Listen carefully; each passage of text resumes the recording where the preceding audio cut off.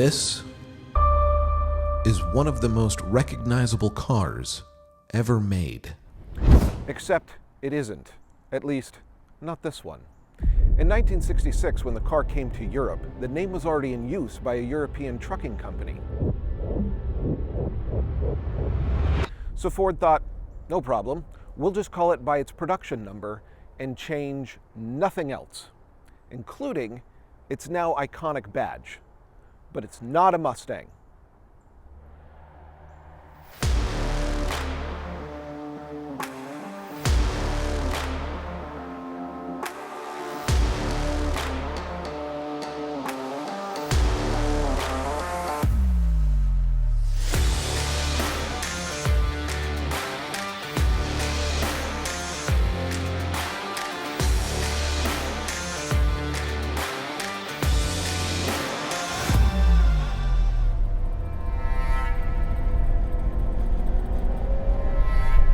It's oddly geared, the clutch is a mess, and it is absolutely fantastic.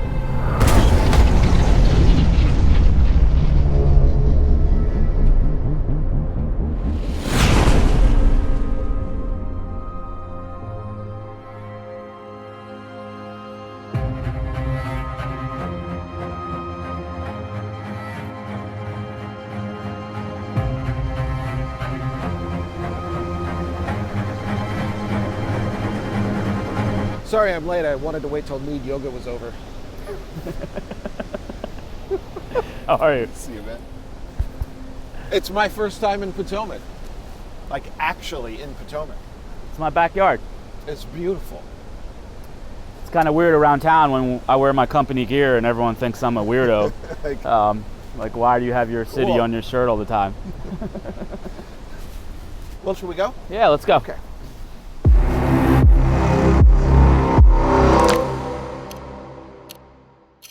Because it's you, I had to bring out the big guns. Does it have full self-driving? Not this particular model. Kind of looks like a lawnmower. Found on road dead. Off to a great start. Let's do it.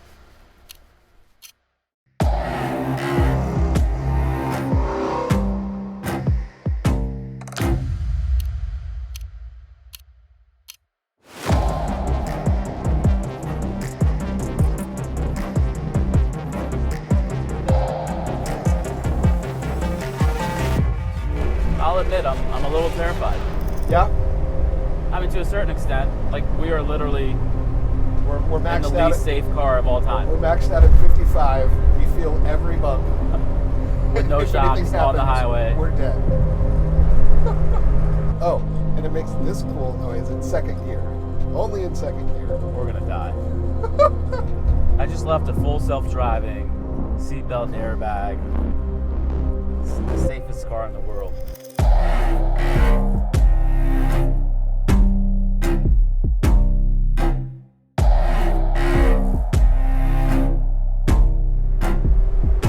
wonder how many like this guy rents it all the time, or what's the demand for a 66 T5? I feel like it's got to be a more and more narrow group of people that would enjoy this, especially considering how few actually would know how to drive it. It's definitely a lost art. What's the last one you drove? So I had a 911 Carrera, 2006. I think it was 2006. So it was fun. Actually, funny story is, so I go to the Porsche dealership and the guy, was talking to me about it. And he's like, you know how to drive manual? I'm, yeah, of course. Why? I'm here. Why would I not? I had no idea how to drive manual. So I get in the 911 after buying it, pull on to Rockville Pike during rush hour, and the most nervous I've ever been. And I'm thinking to myself, like, what's wrong with you? Like, why would you buy this car and not know how to drive it? And that was an interesting experience leaving that lot. I remember the first hill, if you learn how to drive stick shift, you get to the first hill, and I mean, just granny shifting the whole time. And so it was just, I probably stalled out 4 or 5 times, but you get the hang of it. and it's kind of what we do at Potomac when we try new things, like just throw the baby in the pool, see what happens.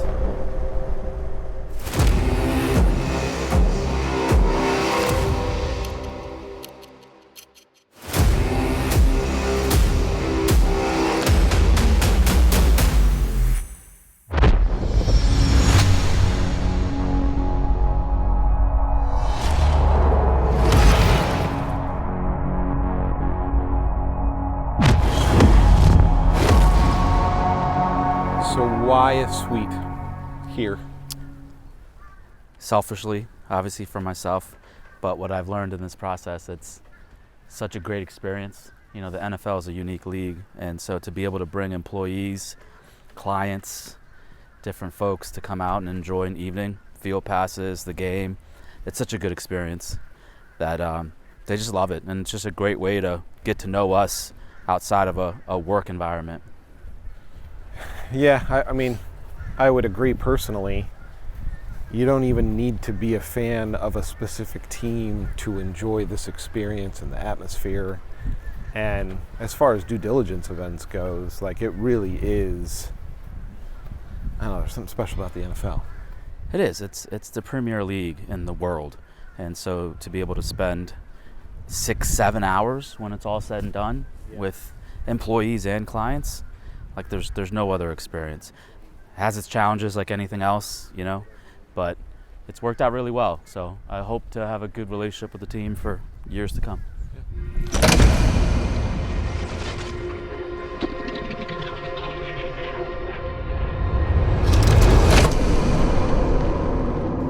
Your start in this business was maybe not the most intentional thing you've ever done in your life. Yeah. From what I've heard. Will you tell us that story? Yeah, so I graduated college a year early, and the plan was to go to law school.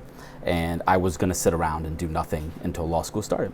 And so my dad calls, he was in India at the time, he's like, look, dude, you got to go get a job or move out. You're not going to sit in this house and do nothing for a year. So my brother circles the Burtonsville Gazette job classified section, and it says Potomac Fund Management, Operations, Trading, whatever. Does that paper still exist? Yeah, all the time. No, not at all. And so, yeah, I go and I apply, and the whole point was to work there for a year and just go to law school. And I fell in love with the business, the whole thing, from marketing to trading to operations, and kind of went from there.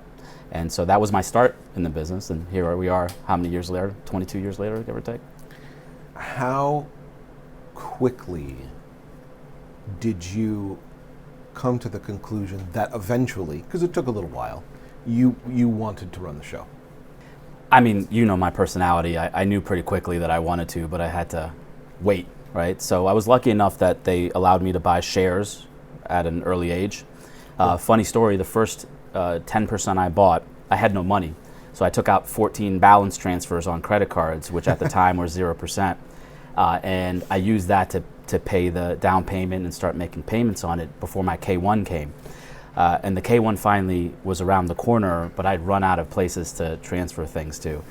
So I found this one Discover card that was letting me take out another 0%. And that's how I floated myself for the first purchase until obviously you could make some more money. But what do you think, because I imagine this will be a different experience for you than when I talk to advisors. But what's a misconception that you've experienced about what it's like to be a part of or run an RIA that you've encountered in your career? I think you have to be ruthless in a way. I meet a lot of folks that struggle with business growth, and I think it's nice guys finish last in a lot of ways. If you want to be a business owner, you have to be ruthless in the way you operate, and if your goal is to grow. Now, if your goal is to just have a lifestyle business and do nothing, that's a whole different conversation.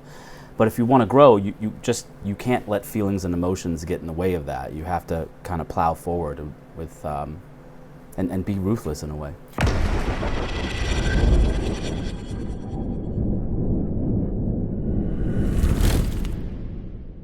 The growth over 2019 to now has been tremendous.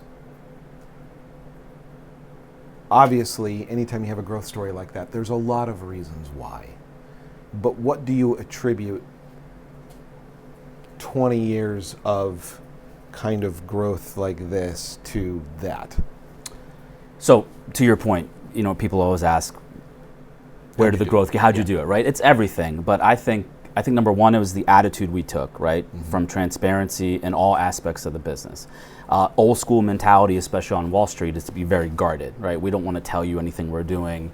From a marketing perspective, I mean, you've been there, right? It's the lighthouses and all that stuff. And so I think transparency and honestly not giving a shit what people think. Like the way we went out and presented our product and presented the marketing side of it is we're going to kick down as many doors as possible and just get the story out there. And there were some other things, some momentum that hit at the right time and getting on certain platforms and stuff. But I think to me, it was the mentality that we all took on, the early 5 or 6 of us, that said, look, what do we have to lose at this point? They already think that we're small. They already think that we're not going to make it relative to these larger players. So what do you have to lose?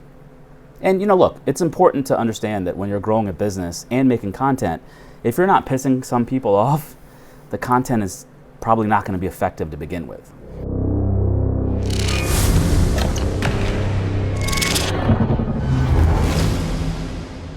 One of the first conversations you and I had about me joining the team, I said to you, you have a distinctive personality and take that is unique to the industry, and if we're going to do this, we're going to own that and just lean into it, and that's who we're going to become. And I think we have. I would argue that at points we've probably leaned a little too much into too far. It. But I blame that on tequila. At least once. Once. The business has changed a lot. Potomac has obviously evolved a lot. But personally, especially as you think about how you got into the business, how has doing this changed you as a person? Managing people, early on, it's easy to communicate with 5 people. Yeah. It's easy to push projects forward. I've had to learn to let the softer side come out from time to time. So there's 2 sides, right? Obviously being ruthless in your decision making and making a decision and moving forward. That's a big deal. But in terms of managing people and how they relate to each other, not everyone takes Manish the same way, and I've learned at times to maybe ease off the gas pedal with certain folks.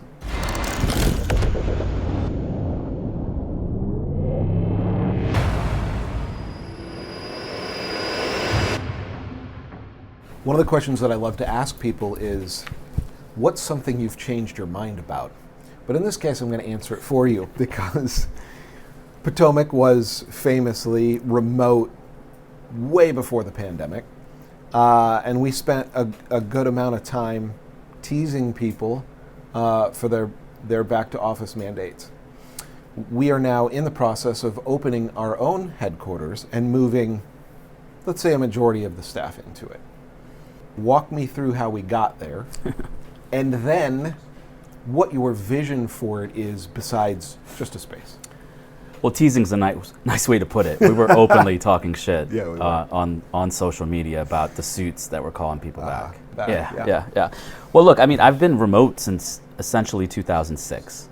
Okay. I don't remember actually ever being in an office. And we have proven that you can grow a remote company. But there comes a point in time when you hit certain levels, certain revenue levels, where I think it starts to hinder you. And I don't want to be the old man screaming at the clouds, but I feel like we're turning into that, because what I've noticed is anyone under 30 or maybe even 35, they have a hard time in this remote setup. I don't have issues with C-suite senior leadership, but the younger folks I think have a hard time with being a part of the team, right? Out of sight, out of mind. So I want to bring the office back, and I want to be able to collaborate with people and push projects forward. A good example is we had this due diligence questionnaire we were doing, and there were 5 different people in it, and some people were commenting in Teamwork, and some people were commenting in Word, and it run around the office like 25 times, and I just want to open someone's door and be like, where do we stand on this? Mm-hmm. And I just feel like things are going to change. I don't think remote is going to be around as much, and I think companies are going back in office just to collaborate more. I've read multiple reports especially being from the Bay Area, where it's a really hot topic with city growth and population, but the consensus seems to be becoming remote works. Once you have been in an office and learned how it works and learned how to communicate with people and team build, and then you can function outside of it. But until you've had that start, it's really difficult to function that way. And if you think about when we were really successful remote, all those people had been in offices at one point. Correct. And transitioned, and now we're on the other side of it. I actually think it makes a lot of sense. It's become so hard. Like, we had someone who left the other day who just got up and quit one day for whatever reason. I think I talked to her for like 5 minutes, and it's like, we're not that big of a company. There's 26 of us. Like, I should not have an employee that leaves, and I've literally only talked to them for 5 minutes. And so I know there's some angst around, doing this and making this move, but I feel like, at our AUM level, to get to those higher levels where institutional clients are going to start looking at you, you have to have a presence of some sort. They need a space where they can come in and sit down and do a face-to-face, and it's not Denny's. Exactly. Like right now, even, we had an institutional client that wanted to meet. They're like, we're going to stop by the office. And I'm like, oh shit, what do I do? Do I meet them at Starbucks? Like, where do I go even? And on the flip side, personally, I'm tired of being at home. I want to actually put on real clothes and go have lunches with people and collaborate on things. And so we'll see. I mean, maybe I'll feel differently. Hopefully not before this 10-year lease is up, though. Yeah, year 9 of the commute, then that'll be the time to reevaluate. Yeah.